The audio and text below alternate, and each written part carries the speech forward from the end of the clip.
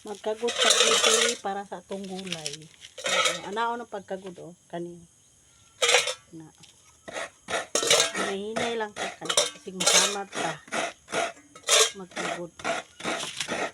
Kuha na to na sa atong gulay.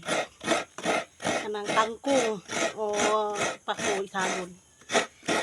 Ta kay suka na itong trabaho kuha na kay kaon-kaon gata. Magulay. So, kasi relate ano sa kagod. Kabalo mo ani, ang kagod. Magkagod o bebe. Kabalo mo ani. Hindi mo taga-bukid kung hindi mo mukagod o bebe. Kung kabalo mo taga-bukid yun mo. Mga pariani o. Pariani. Magkagod ta kay diskarte man ginaman sa bukid. So, magkagod-kagod gitaron.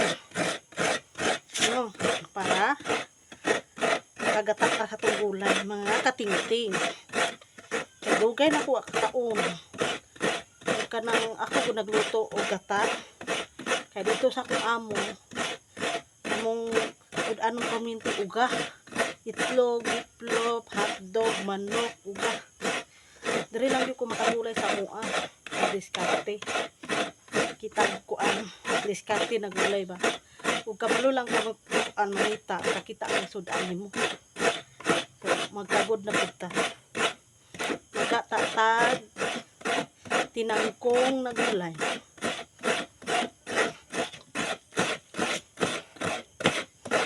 lame kayo ni akong gulay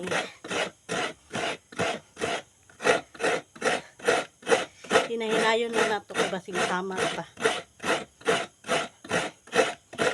No, mga katingting magkagod-kagod ta kay para paguli sa tumbana na kalipay kay nagulay mura may kalipay sa tumbana ka ng gulay gikan sa trabaho gulay ka may trabaho baya at tumbana kailangan yun na sabaw mga katingting manapugwa gulay kagod ako tagibi kagod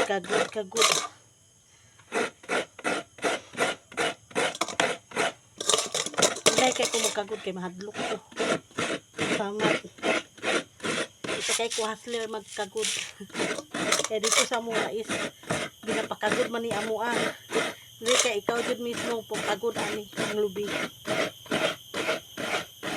kaning lubi nakitlan rapod na ko ni sagutan sa silingan ba kalubinhan sa silingan